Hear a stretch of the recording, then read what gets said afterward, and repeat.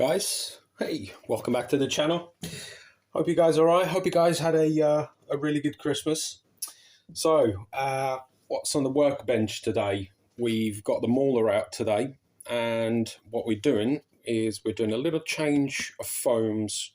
Well, when I say foams, 3D printed inserts. So the black ones is what I've been running, but because the wheels I've got are not vented, apparently that, according to the company I bought them from, that can happen. Although it's not a biggie, yeah, not ideal. So I've got these ones which are a little bit firmer, still a dual stage, so you've got a softer outer there and then a slightly harder inner bit.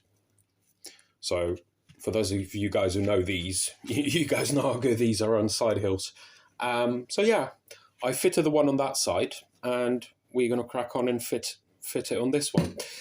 The bead locks I've got are some just like cheap stuff from Amazon. These are about 35mm wide. These are 2.2s, by the way.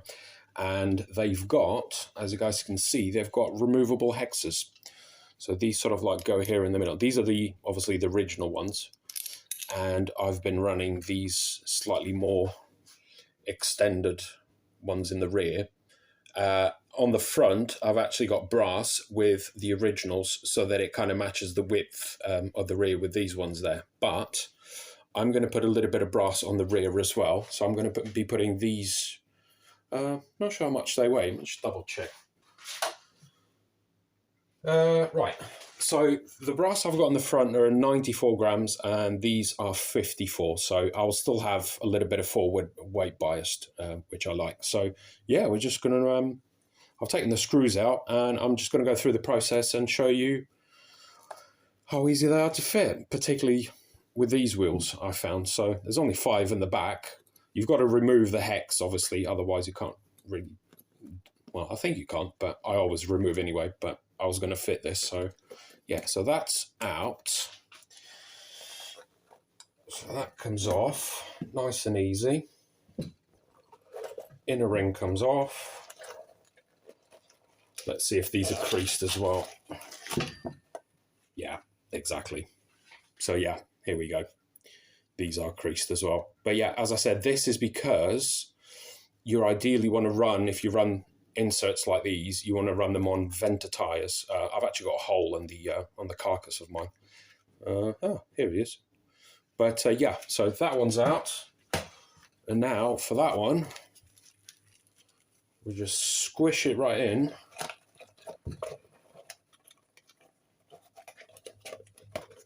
Make sure everything's fine in there. Hope you guys can catch this all on camera because I'm obviously focused on what I'm doing. Right, seem all right. Now, the inner ring. Yeah, as I said, so this is a 35mm. I know some of these 2.2s come in 40 or 30. I've gone for 35 personally. I think it's okay. Some wheels you'd probably be better off with 30 so that the tire doesn't balloon as much on this area there. So, but I'm happy with these. I've been running these for a little while and they got some decent weight on them just by themselves. I've weighed that wheel there with the brass and that's 346 grams. So brass, screws, the whole thing. Right, so just a little tip, guys. If you buy these wheels from like Amazon or eBay or wherever, but this particular style, obviously they come with this black ring off. And what I did is just fitted this, and I've only done it once. Never need to do it again. So basically, now that this is inserted, that goes on the front. Make sure you got your bead set in there properly. Just go around with your fingers like that. Nope, I have to do it again. Right, the main thing here, actually, before I go any further, is just to make sure that this ring is sitting flush on both sides. I'm going to go around like that. Okay, that seems good to me. So right, this on the front. Just going to go around and sort of push the tire bead out a little bit. Like so. Yeah, that seems good to me. Yeah. Okay, lovely. Right, now for the rear. Again, nice and easy. Just going to line up the holes. Right there. Push that bead out of the way. There we go. Down we go. And now do the same process. Just go around, push the bead out a little bit, but obviously still make sure that she's still seated properly. And yes, let's have a look at the front again. Yeah, I think we're good. Yeah, so guys, as you can see, that's our kind of flush you want it. So right, I'm just going to go and put the screws back on, and then the weights and the hexes. Right guys, so we've got the screws in now. It was just a case of sort of like squeezing the face, like with my fingers like that, squeezing the bead locks, put the first screw in, and then go around the opposite side, and then just double checking again and see if the beads are sat in correctly, which it looks like they are, hopefully. And now the key to this, I don't know how you guys do it, but I've always done it 1 by 1, like so. Obviously, you're going to go around a few times, but you don't want to be seating the bead lock all the way down on one end and be completely loose on the other end, because you're bound to strip some of these screws because they're quite small, and I'm not sure the quality of the metal itself. But so basically, a little bit at a go, and yeah, we'll be back when we're all done. All right, guys, here we are. So I'm just fitting the final screws. We've done the bead lock. I'm just putting the final screws here in the hexes, and we'll be pretty much ready to go. So yeah. So if you guys want to, like for cars like this, there is no sort of direct brass upgrade, you know, like you have, say, you know, with your axials and stuff like that. You kind of have to buy and keep your fingers crossed that it fits.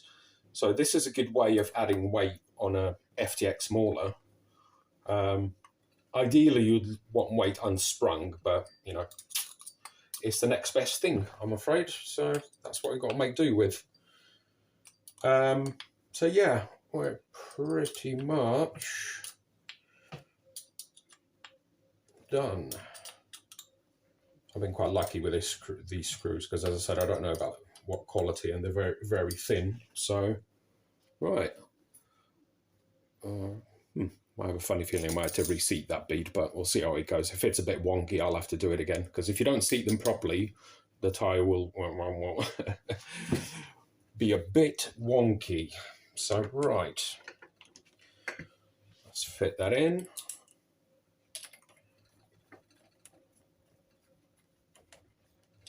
So yeah, here we are, guys. We are ready. Let's see how much of a tyre sag we get this time with these. Yeah, that's actually not too bad. Yeah, lovely. And as I said, I still got forward weight biased, which is quite nice. If I grab the car by its belly, you see wanted to tip forward. Plus, this is without the battery as well. So, and yeah, as I said, I've got 94 grams of brass here on the front. Right, so that's it for today, guys. I'll be doing some more of these videos on the workbench, or AKA the kitchen cooker. I've got a set of deep woods, and I think I'm going to fit these things on them. Ooh. Excusez-moi. Sorry about that.